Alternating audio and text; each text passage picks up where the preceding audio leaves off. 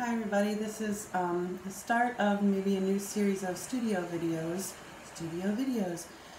Now that I am in the studio a good 3 days a week and working really hard on building my portrait painting business, I want to start sharing a little bit more about the process because it's something people don't know a lot about when you commission a painting, especially a portrait, and how it could work. So on the wall behind me, you'll see the beginning of a new painting. This is actually a copy. I'm going to make, this is a copy of a Philip de Laszlo portrait that is from 1925. So this one's a little bit different, but it starts exactly the same way that I would do any portrait. I'm working from a photo. If I'm doing a commissioned portrait, it would be from a photo that I have taken. I will do a photo shoot with my customers, get to know them a little bit, which is really helpful for me when I want to paint their portrait. So since this lady is long gone, of course, and I'll tell you who she is in a minute, I'm working from a photo of the original painting. I have a suspicion where the original is. So this lady is from 1925. She is Queen Elizabeth, the Queen Mother. She was 25 years old when this portrait was done of her.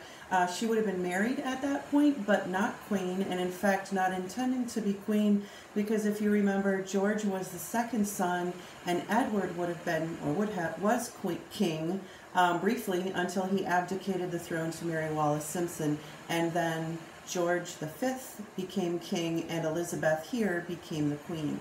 And she is, of course, the mother of the current Queen Elizabeth. So there's your little history lesson for the day. So this begins how all of my portraits begin on a toned canvas. You'll see it's kind of a blue-gray. That's my personal preference. Some people don't tone their canvas at all and work on a white canvas. Some will tone it brown, kind of an earth tone. This is just the way I have developed that I like that color. It gives me a mid-tone, kind of a medium color that's not super light and not super dark, and helps me distinguish as I start to paint where the lights and the darks fall and the distinctions between them. And so it begins with this drawing, and in this case, I drew her with paint. I just take a small brush and I thin down one color of paint, really, really thin, and use it to draw the lines out.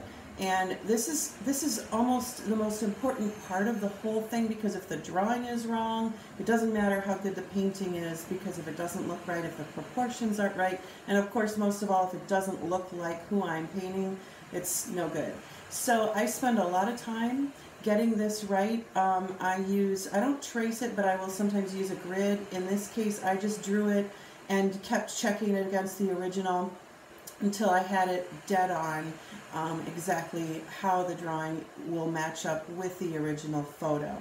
From here, I will start to put in the darks and the lights, and I'll share that with you as I go along. But I just wanted to show you the beginning of my process and encourage you guys to ask questions. And I'm really excited to share this journey with you as I work towards full-time painting. Right now I am up to half-time painting, which is so exciting, and what I really strongly believe is my calling in life. So here I am in my studio. You'll see more of it, and hope you have a great day. Bye.